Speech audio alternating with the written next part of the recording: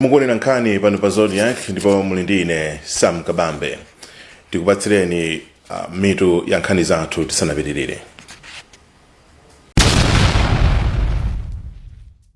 Zagula matani 3000 ambewu ya chimanga kunja kwa dziko lino pofuna kuthana ndi vuto la kuchepa kwa mbewu ya chimanga chovomerezeka pa msika. Modzi mwa akuluakulu ku bungwe la companies la Seed Traders Association a supply chisi wati companies sizinachedwe ponena kuti nthawi yodzala mbewu imafika pa 15 January.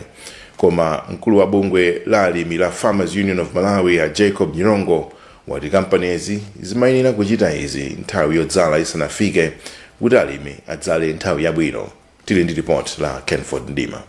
Alimi ambiri akuvutika kuti apeze mbewu yovomerezeka pa msika pamene nyengo ya mvula yayamba mdziko muno pamene mbewuyi ndi yochepa. Mmodzi mwa akuluakulu ku bungwe la kampani zopanga mbewu zovomerezeka la Seed Traders Association of Malawi a supply chisi wati kampanizi zagula chimanga chokwana 3000 metric tons kunja pofuna kuthana ndi vutoli. Achisi ati kusagawana mauthenga pakati pa boma, kampani zopanga mbewu ndi magulu ena ndi zomwe zachititsa kuti mbewu ya chimanga ikhale yochepa pa msika. Mbewu sitipanga chaka chomwecho pamene munthu akuifuna ayi, ndiye tikamauzana kuti chaka chakuti tizafuna mbewu yochuluka chonchi. Monga ma seed company timakhala tikukonzekera kuti pa msika padzapezeke mbewu yokwanira. Chomwe tikupempha ndicho kugawana ndondomeko ya kalimidwe yake kuti motani. Mwachitsanzo tilizo bwinobwino kuti soya tilima wochuluka bwanji, chimanga chofunika yochuluka bwanji. Koma mkulu wa bungwe la alimi la Farmers Union of Malawi a Jacob Nyirongo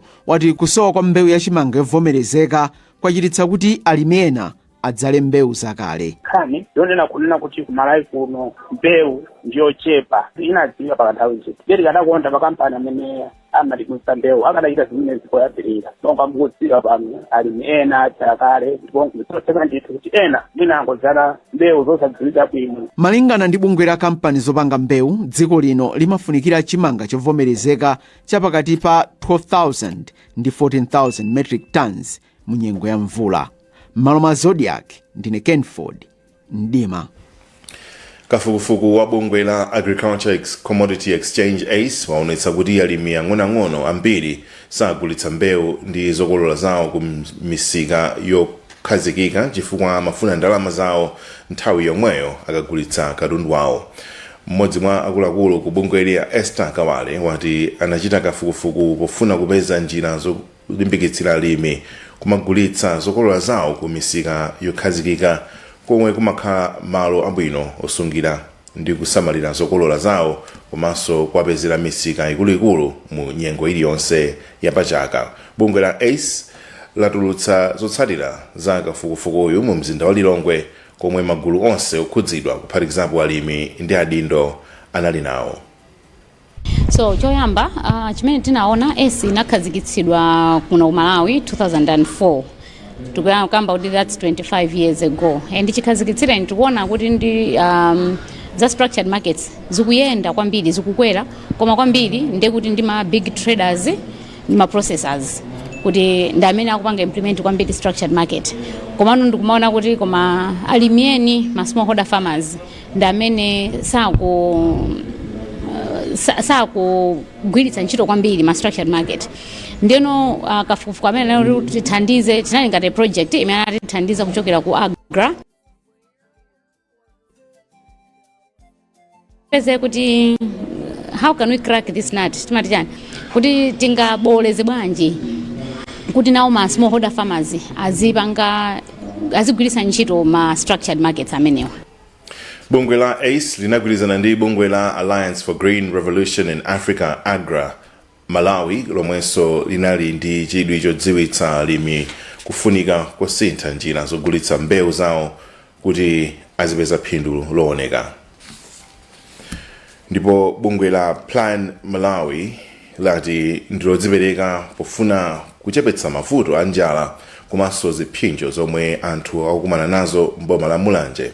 Polankhula pomwe bungweli limapereka scheme ya mthirira wa 350 million kwacha ya manyumba ambomali, mkulu wa bungweli ku Mulanje a Jane Mwezi Wina wanena izi zithandiza kuchepetsa njala yomwe imakhala kuderali chaka ndi chaka.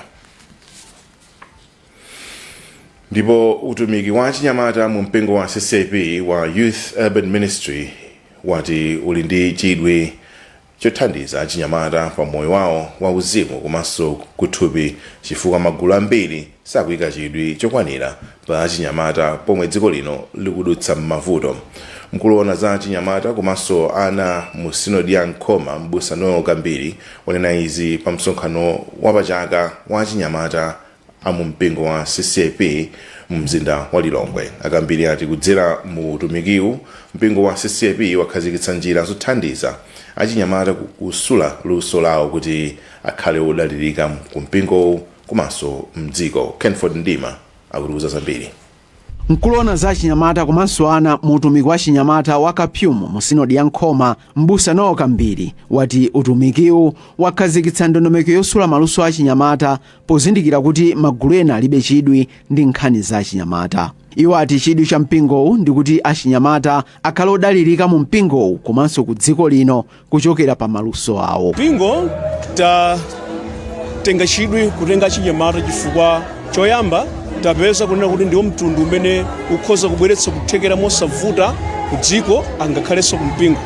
Number 2, tapeza kunena kuti achinyamata ambiri akhala akusalidwa osayikidwako nthawi zina mu zinthu zofunikira zimene zikhoza kupanga dziko kutukuka kapenanso mpingo kutukuka, makamaka m'magulu amene amapanga ziganizo zakayendetsedwe ka church, ziganizo zakayendetsedwe ka mpingo, even ka dziko. Wapampando wa Kapyumu Aneson Mponda wati mchakachi utumikiwu wathandiza achinyamata omwe amasowa ndalama zolipira ku sukulu komanso ena omwe amakumana ndi nkhanza m'makomo mwawo. Ngati chinyamata CCP Youth Urban Ministry maka muno mu city, anyamata athuwa takumana ndi zochuluka zokhoma zimene zimadya moyo wawo wauzimu komanso kuthupi. So tikakamba za moyo wawo wakuthupi, ena amakhala ndi oti simakolo awo eni ayi azankolo awo asiye mwali yawo, ena oti makolo awo adasiya kumene damasiye. So amakanika abe kunena kuti akhoza kufikira pa mulingo oti apeze zimene zimasokera moyo wa tsiku ndi tsiku. Chikondi chadza ndi wachinyamata mu mpingo wa CCP yemwe wati utumikiwo wamuthandiza m'magawo osiyanasiyana a moyo wake. Wandikuza moyo wa thupi, moyo wa uzimu komanso moyo wa nzeru ndi zina zimene munthu akhoza kuchita ngati munthu payekha. Kumakhala zosiyanasiyana, nkhani za maphunziro, nkhani za mabizinesi, nkhani za mmene munthu payekha moyo wake ungapitire patsogolo. Ndi matopics osiyanasiyana amene timaphunzira amene atipangitsa kukula kumbali zonse za moyo. Utumiki wa achinyamata mu mpingo wa CCP unayamba mchaka cha 2005. M'malo mwa Zodiac ndine Kenford Ndima. Chad Luhanga wachenjeza kuti apolisi sasekerera mchitidwe wophwanya malamulo mu nyengo ya chikondwerero cha kubadwa kwa Yesu Khristu komanso chaka chatsopano. Mwazina Luhanga ati ndi udindo wa wina aliyense kuonetsetsa kuti akutenga gawo pa chitetezo chawo komanso cha dziko kusamalitsa pamene akuyenda pa msewu. Iwo ayankhula izi kulikulu la polisi ku area 30 Mlilongwe pamwambo wa mayimbidwe a nyimbo za chikondwerero cha Khirisimasi omwe apolisi anakonza. Chisomo Chingwalo ali ndi ripoti. Kafukufuku amaonetsa kuti nthawi ya zisangalalo za munyengo yokumbukira kubadwa kwa Ambuye wathu Yesu Khristu komanso chaka chatsopano apolisi amalandira milandu yochuluka. Izi zachititsa mkulu wa apolisi a Richard Luhanga kutengera mwayi wa mwambo amayimbidwe a nyimbo za uzimu za mnyengo uno Christmas carols omwe apolisi anakonza ku area 30 komwe iwo anali mlendo olemekezeka kuti achenjeze kuti apolisi salekerera mchitidwe wophwanya malamulo. Aluhanga ati alamula apolisi kuti akhazikitse chitetezo chokhwima mnyengo ino komanso kuti aonjezere galimoto zogwiritsa ntchito popereka chitetezochi. Ndi udindo aliyense nthawi imeneyi akuziteteza ola akutengapo mbali. Tikamachoka m'manyumba athu tionesese kuti pa nyumbapo tasiyapo chitetezo chokwanira, tasiyapo ena amene akuyang'anira. Ndinenenso kuti pa msewu tikhwimisa kwambiri ifeyo ngati apolisi, pakhala apolisi balala. M'mawu ake mbusa Julius Swinda yemwe amayang'anira za mapemphero ku polisi wati anakonza mwambowu kuti apolisi akondwerere za chikondi cha Mulungu kwa onse. Khirisimasi tiyang'aniza chikondi cha Mulungu ndipo kukondwerera kwathu khale kukondwerera kumene tisamalirane wina ndi nzake, tikhale anthu amene tionetseranenso chikondi, ndipo pakukondwerera kwathuko tionetsetse kuti zisangalalo zathu zisafikepo tionongera miyoyo yathu chifukwa mwina chakukhala wosasamalira kapena kukondwa kuja kodutsa muyeso. Tisamale tiye tioneniza chikondi cha Mulungu. Ngati Mulungu adatumiza mwana wake kunali kunena kuti moyo wa munthu ukhale pa mtendere, pa chitetezo, ukhale wosamalika. Chaka ndi chaka apolisi amakhala ndi mapemphero okondwerera kubadwa kwa Ambuye wathu Yesu Khristu komanso chaka chatsopano. M'malo mwa Zodiac ndine Chisomo Chingwalu. Banki ya FTH yalangiza akuluakulu a kampani zosiyanasiyana kuti athandize kuthetsa mavuto omwe ophunzira okumana nawo pa maphunziro chifukwa ndi makasitomala awo amtsogolo. Mmodzi mwa akuluakulu a banki ya Eugene Chinkhandwe wanena izi loweruka pamwambo okhazikitsa ntchito yodzala mitengo 2000 yomwe bungwe la Lions Club likugwira pa skulu ya primary ya Munkhani ku Lilongwe.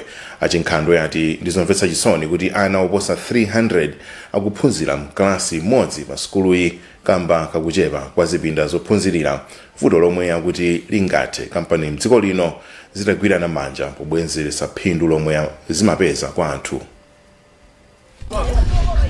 Zona di banki FTH ngizanga dimema panga ntchito zokhudzana ndi ndalama koma ifeyo ngati banki monga mukudziwa banki ndi Malawi ntchito zathu timapangira zimakhala zokutikhudza tikamaona zinthu ngati zachilengedwe zikuonongeka chifukwa timadziwa kuti chilengedwe chitha kuthandiza kapena kuononga mbali imodzi ya makasitomala athu.